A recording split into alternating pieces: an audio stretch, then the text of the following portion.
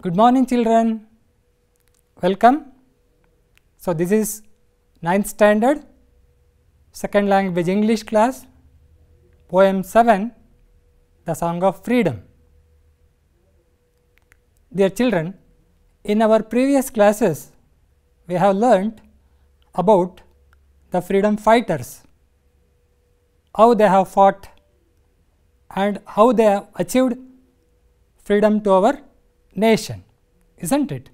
So, in this poem also, the poet expresses his wish and wanted to achieve freedom.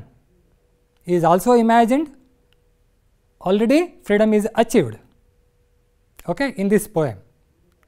Let us learn more about the poet. The poem is written by C. Subramanya Bharati. He is born on 11th December 1882, Ettiyapuram, it is in Tamil Nadu. Parents were Chinnaswamy Subramanya Iyer and Yelakkumi Ammal.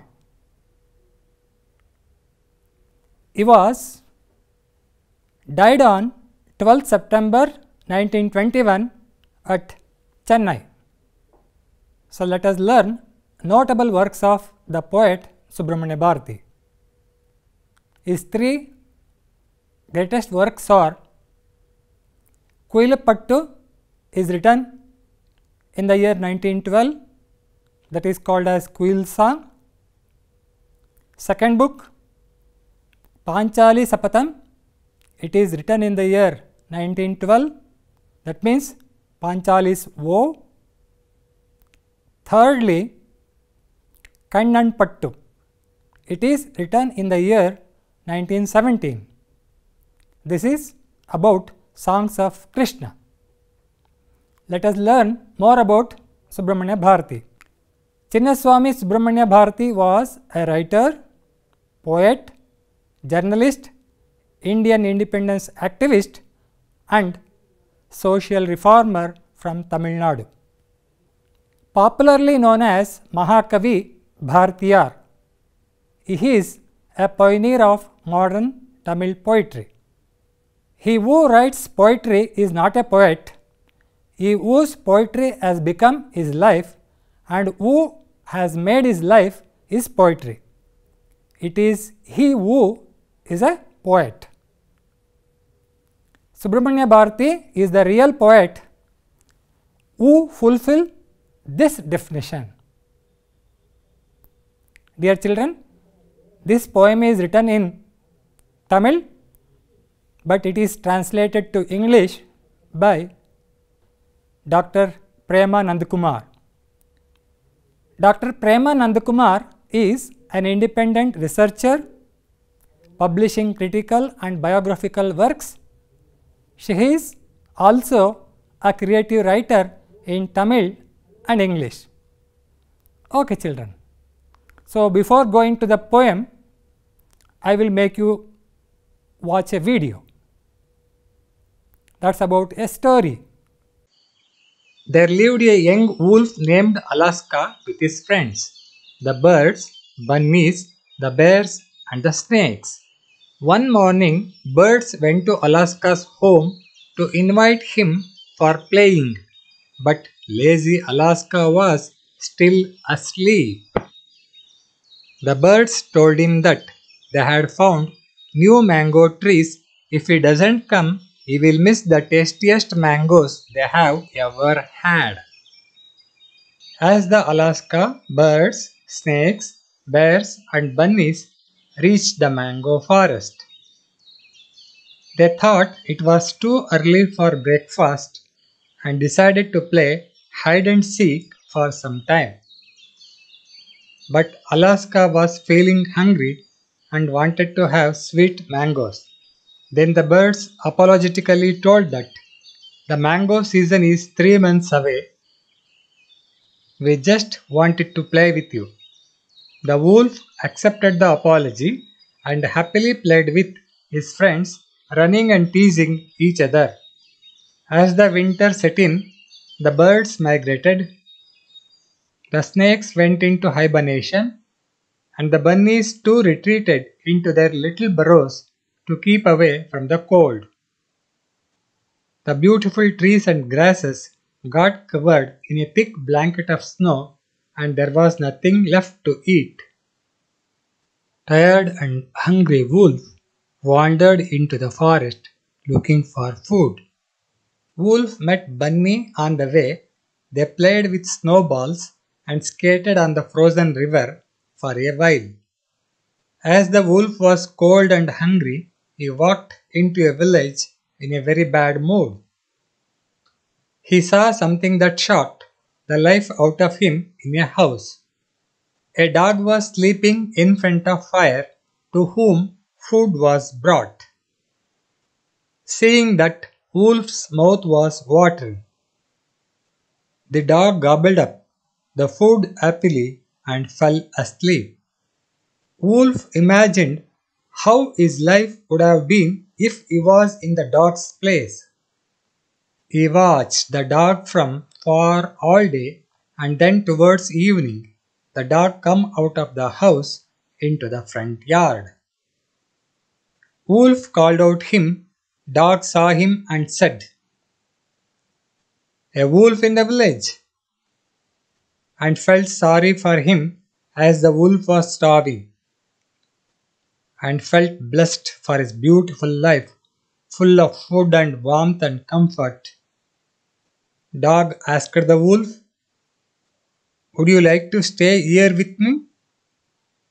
"It will be nice. My owner wants a new pet."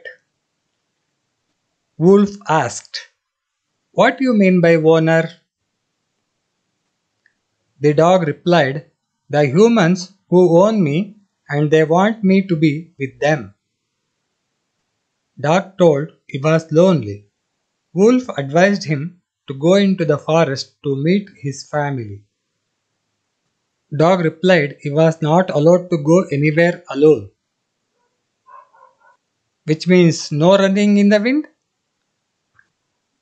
no hide and seek with friends, no splashing in the lake, no fighting with friends, said the wolf.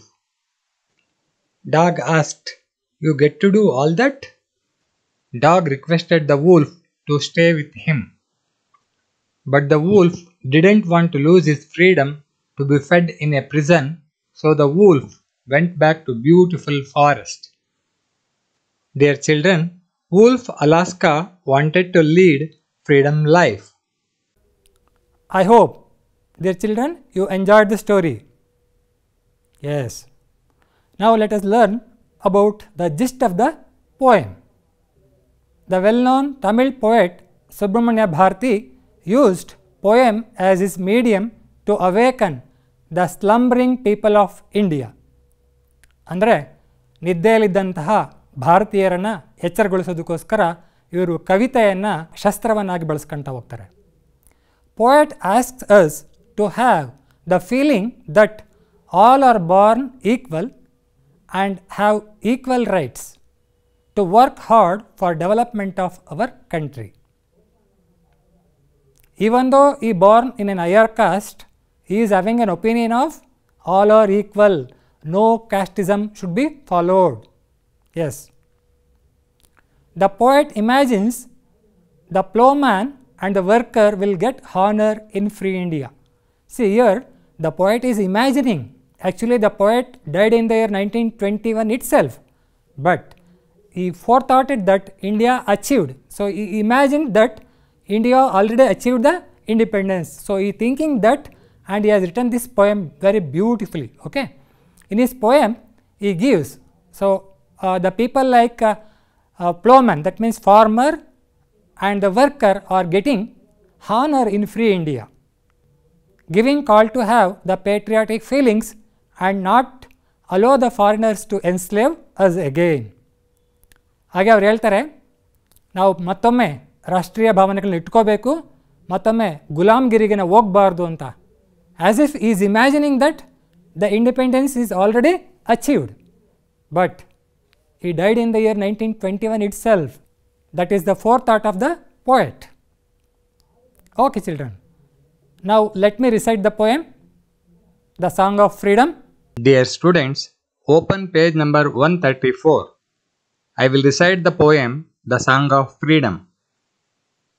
This is the hour of song and dance, for blissful freedom is ours at last. Gone are those days of caste-born pride, gone is the foreigner's might. Gone is passive subservience, gone is the trickster's sway. Freedom is our universal speech, equality the experienced grace.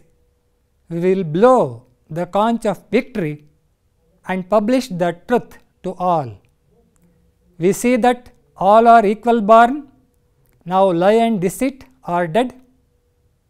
Only the good men are great, ruin has ceased and wicked. Honor to the ploughman and the worker, shame to the glutton and the rake. We will not water the wastelands, nor sweat for the idler's well. We have learned that this is our own land, it will be forever ours. No nation shall enslave us again. We will prosper serving God, our sole Lord. Okay, children. Now let us understand the poem. Let us look into the glossary words. Blissful, extremely happy and peaceful. Kannada ಅರ್ಥ ವಿದ್ಯಾರ್ಥಿಗಳೇ ಆನಂದಮಯ. Lunch by a side of river was blissful experience. Yes, let us move to next glossary word. Subservience,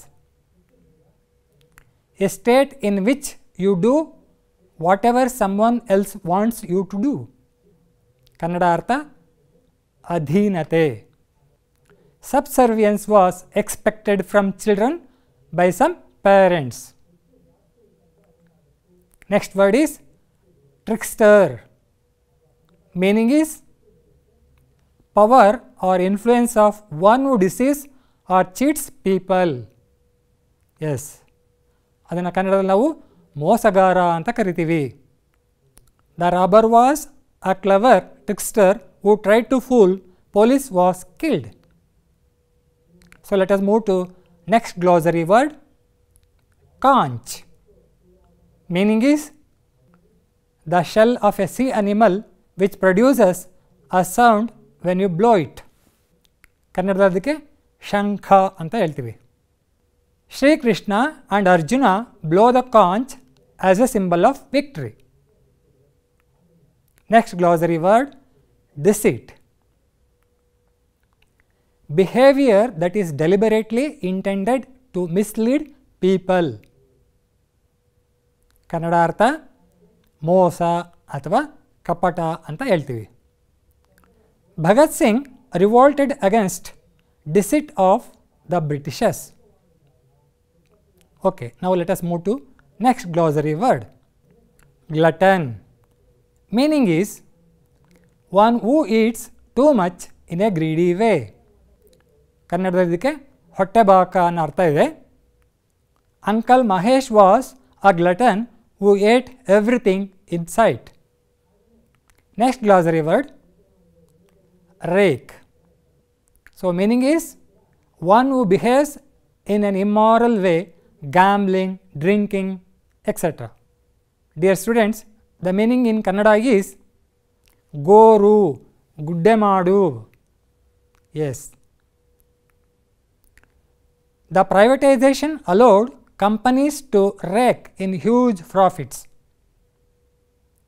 Okay, children, let us move to next glossary word, soul. Exclusive, being one only. So Kannada meaning is ಏಕಮಾತ್ರ, ಏಕೈಕ ಅರ್ಥವನ್ನು ಕೊಡುತ್ತೆ ಈ ಪದ. The banks are sole finance provider to industries. Okay, children, let me summarize the poem.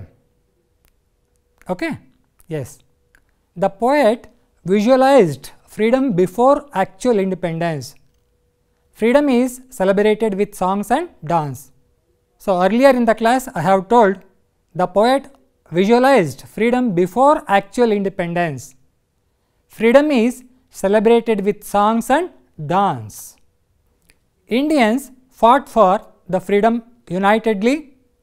No trickster could play to divide us. The poet says that the days of caste-born pride are gone. The poet visualizes the freedom is universal speech. Equality is the experienced grace. This poem is description of a glorious India. Poet asks us to have the feeling that all are born equal and have equal rights to work hard for the development of our country. According to poet, the plowman and the worker will get honor in free India, giving call to have the patriotic feelings and not to allow the foreigners to enslave us again. Yes, even though we didn't achieve the independence, so he is assuming that as if we have achieved the independence. Let us look into the literary devices in this poem, or what are the figures of speech we notice in this poem. In this poem, we can find three kinds of figures of speech. They are imagery, anaphora and alliteration. Okay. So, three poetic devices we can notice in this poem. So, let us learn one by one what is imagery, what is anaphora, what is alliteration. Yes children, you are already learned imagery in the first poem itself. Yes, now let us look into imagery. What is imagery?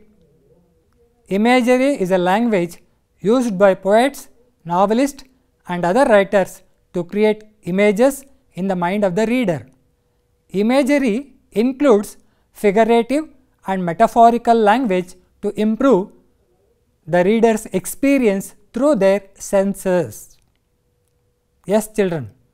So, we are using figures of speech to enrich the beauty of the language. Yes. So, the types of imagery are visual imagery, second one auditory imagery, third one olfactory imagery, fourth one gustatory imagery, fifth one tactile imagery.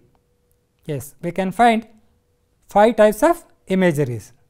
Okay. So, in this poem we have witnessed visual imagery. Yes. Let us go to examples in the text. This is the hour of song and dance, for blissful freedom is ours at last. Okay. So, when we read this stanza, one picture will come in front of our eyes. So, that is image. Yes, yes, we can notice this image, isn't it? This is the hour of song and dance, for blissful freedom is ours at last. So, let us move to one more example from out of text. William Wordsworth has written a poem, I wandered lonely as a cloud. This is for example of visual imagery. See, the poem is like this. I wandered lonely as a cloud that floats on high over vales and hills, when all at once I saw a crowd, a host of golden daffodils. Beside the lake, beneath the trees, fluttering and dancing in the breeze. Far off, when on my couch I lie in vacant or in pensive mood, thy flash upon the inward eye, which is the bliss of solitude, and then my heart with pleasures fills and dances with the daffodils. When we read this poem, so a picture of daffodils come into our mind, and they are dancing, and their colors also can imagine, isn't it? Yes. Okay children, let us move to another literary device, that is anaphora. Anaphora is a figure of speech in which words repeat at the beginning of successive clauses, phrases or sentences. Anaphora is used to express emotion and to emphasizing are affirming a point of idea. ಕವಿಯ ಭಾವನೆಗಳನ್ನು ಅಥವಾ ಏನಾದರೂ ಒಂದು ಅಂಶವನ್ನು ಒತ್ತು ಕೊಡಬೇಕು ಅಂತಂದರೆ ಅನಫೋರ ಒಂದು ಫಿಗರ್ ಆಫ್ ಸ್ಪೀಚನ್ನು ಕವಿ ಬಳಸ್ತಾ ಹೋಗ್ತಾರೆ. ಓಕೆ, ಎಕ್ಸಾಂಪಲ್ ನೋಡೋಣ. Gone are those days of caste born pride, gone is the foreigner's might, gone is passive subservience, gone is the trickster's way. Yes children, see here the poet is emphasizing a point. Gone, gone, gone. ಅಂದರೆ ಹೊರಟೋಯ್ತು, ಅವೆಲ್ಲ ಹೋಯ್ತಿದ್ದೆ. ಏನು, British ಆಳ್ವಿಕೆ ಹೋಯ್ತು, ನಾವೆಲ್ಲರೂ ಕೂಡ ಈಗ freedom ಇದ್ದೀವಿ, ನಾವು ಯಾರೋ ಅಧೀನರು ಅಲ್ಲ, ಯಾರೊಬ್ಬರು ನಮ್ಮನ್ನು ಟ್ರಿಕ್ ಮಾಡೋಕ್ಕಾಗೋದಿಲ್ಲ. ಹೀಗೆ the poet try to emphasise a particular idea. That's why this anaphora is used here. Yes, so let me take another example from out of text.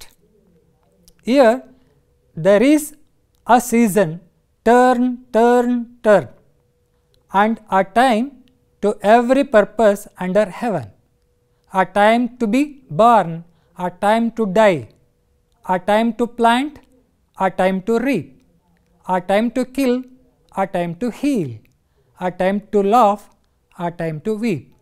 So here the poet wants to emphasize turn and a time. The poet used these words repeatedly. Let us move to next poetic device, alliteration. In alliteration, words that begin with the same sound are placed close together. Although alliteration often involves repetition of letters, most importantly it is a repetition of sounds. Yes, example. In text, we see that all are equal born, now lie and deceit are dead, only the good men are great, ruin has ceased and wicked. So here deceit, dead, good, great. Honor to the plowman and the worker, shame to the glutton and the rake, we will not water the wastelands, nor sweat for the idler's well. Yes, here va sound is repeated again and again. Yes, in this stanza we will learn that this is our own land, it will be for ours, no nation shall enslave us again, we will prosper serving God our sole Lord. Here la sound is repeated. Dear students, alliteration makes poems more memorable. Here Thomas Hardy creates rhythm in his poem In a Whispering Garden by combining several examples of alliteration such as the s sound in spirit, speaking, spell, spot, splendid and soul. As an example, we have one stanza here. That whisper takes the voice of a spirit speaking to me close but invisible, and throws me under a spell. At the kindling vision it brings. Next stanza.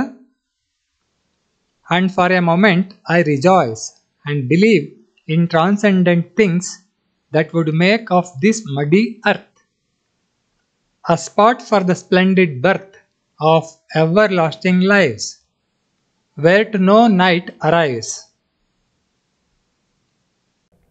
Okay, now let us check the understanding. Let me know how far you have understood the poem. What does the poet want to celebrate in the poem The Song of India? Yes, the poet wants to celebrate the freedom of our country in the poem The Song of India. How does the poet wants to celebrate the freedom of our country? The poet wants to celebrate the freedom of our country with song and dance. So let me move to the next question. What does the poet mean by the universal speech? According to poet, the universal speech means freedom. Yes, let us move to next question. What according to the poet is experienced grace? Yes, according to the poet, equality is the experienced grace. Who according to the poet will get honor in free India? Yes, according to the poet, plowman and the worker will get honor in free India. I would like to give credits to the following web sources. Dear students, scan QR code given in page number 133. Get more information about poem. Watch again the class on YouTube channel. Now it is the time for home assignment. Okay children, first question. Write the summary of the poem The Song of Freedom in your own words. Write the summary of the poem The Song of Freedom in your own words. Second question. List out 2 each examples for the following figures of speech from the textbook: imagery, anaphora and alliteration. Okay. So dear children, I hope you enjoyed the class very well. Thank you. Thank you once again.